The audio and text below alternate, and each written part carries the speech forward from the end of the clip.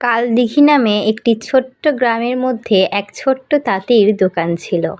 দোকানদারের নাম ছিল হাসান। হাসান ছিল খুবই দক্ষ তাঁতি এবং তার হাতে তৈরি করা জামা, শাল ও কাপড় খুবই বিখ্যাত ছিল। গ্রাম থেকে শহর, শহর থেকে বিভিন্ন বাজারে তার পণ্য পৌঁছাতো।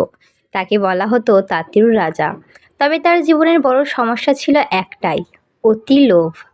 হাসান ছিল এক কঠিন পরিশ্রমী মানুষ, কিন্তু সে কখনোই নিজের কাজের মজুরি বা লাভের পরিমাণ নিয়ে সন্তুষ্ট ছিল না। কিছুতেই তার মনে শান্তি আসতো না। যেদিন তার দোকানে কোনো বড় অর্ডার আসতো, সেদিন তার আনন্দের সীমা থাকতো না। কিন্তু কিছুদিন পর সে আবার নতুন কিছু চাওয়ার জন্য নিজের মধ্যে অস্থিরতা অনুভব করত। এই লোভই ছিল তার জীবনের সবচেয়ে বড় শত্রু। একদিন তাদের গ্রামে এক প্রভাবশালী ভদ্রলোক আসে। তার নাম জসিম। জসিম হাসানের কাছে এসে বলল, হাসান, তোমার হাতের তৈরি করা কাপড় আমার খুবই পছন্দ। আমি চাই তোমার কাপড়গুলো আরও বৃহত্তর বাজারে বিক্রি হোক। তবে আমি শর্ত দিয়ে বলছি, তুমি যদি আমার সাথে ব্যবসা শুরু করো, তবে তোমার আরও ভালো মুনাফা হবে। সেদিনের মতো হাসান বাড়ি চলে যায়।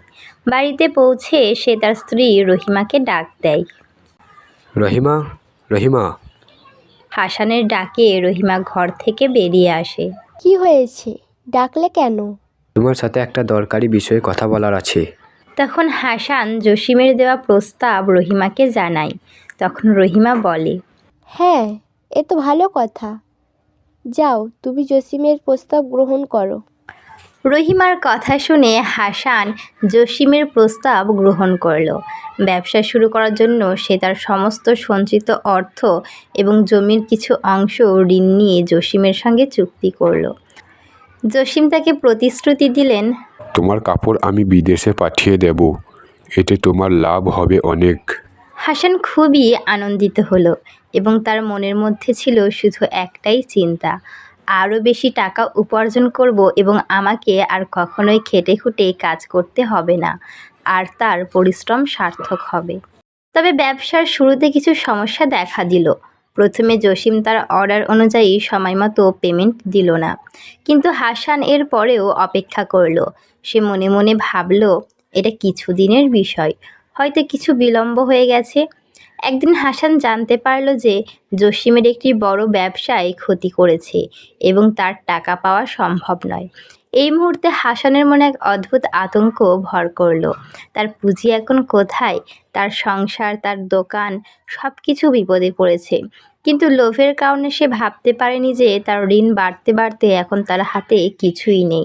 শেষমেশ তার সমস্ত জমি বিক্রি করতে হলো এবং দোকান বন্ধ করতে হলো। তার অতিলোভ তাকে একেবারে ডুবিয়ে দিল। গ্রামে ফিরে এসে হাসান অনেক দুঃখে ডুবেছিল। গ্রামে তার এক পুরনো বন্ধু ছিল, তার নাম নজরুল। তুমি তো জানতেও পারতে যে অতিরিক্ত লাভের পেছনে ছোটা খুব বিপজ্জন।